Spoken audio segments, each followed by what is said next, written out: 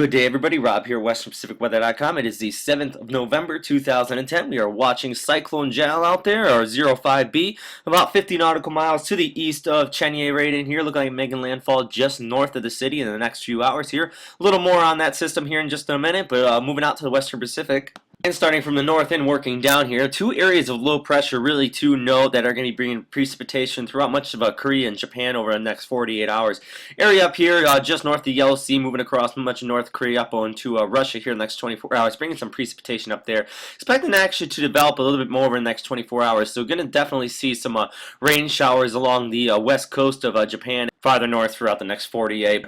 Also seeing this area of low pressure develop over much of Okinawa here today, and seeing some precipitation down there already, and already increased cloudiness throughout much of the east coast of Honshu by tomorrow. Not looking at too much precipitation out of this system though. Looks like it should remain relatively weak enough and far enough to the south of much of the east coast of Honshu to not bring up as much precipitation. But just one thing to note here, might see a little bit of increased cloudiness by tomorrow. But good news is though, as these systems pass, a massive high pressure can be ridging in behind that, bringing much fairer weather throughout the entire region, from Taiwan all the way up to Korea and Japan. As far as the Philippines go though, just basically some fair weather today. This area right in here, also the remnants of 91 whiskey here. Not looking at any development already out of that, but just is something that to note that is going to be bringing that precipitation up there. But overall though, that's already past the Philippines, so just basically monsoonal flow down here and afternoon rain showers really have to contend with. But back to the story of the hour here though, we have Cyclone 05B out there, looking like making landfall just north of Chenier, or Madres right in this region.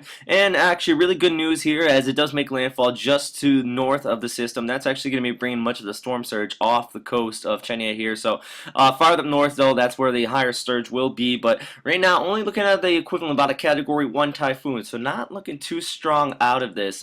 It is pretty potent though, 65 gusting up to 80 knots, so still a very strong system. But overnight tonight though, definitely going to be seeing some landfall, and that's also are adding to a little bit of dangerous in the situation though, as this system will be making landfall at nighttime. So just another thing to note though, everybody in this entire region should definitely watch the storm very closely and not really go out until tomorrow afternoon into evening time after the storm passes and those winds start to decrease. And here's the official forecast from the Indian Meteorological Department, also looking at that wind speed right around 60 to 70 knots overnight on the 7th at this landfall just north of Chenier. So overall definitely not as strong as it could have possibly been. Seeing a little bit of shear on the northern periphery, and overall the convection's already actually making landfall. See satellite imagery here. Now you look at much of this convection, no, you see most of it actually is south of Chenier, and that's what I'm talking about with the wind shear much along the northern periphery. Most of that convection up here has actually gotten sheared off, but the center of circulation is actually right in here, as you can kind of tell on the low-level clouds throughout the area here. So it is a very, very disorganized system overall, and that's what I'm saying now. This didn't really have the potential to get stronger, but with that shear up there, really knocked it down a lot. So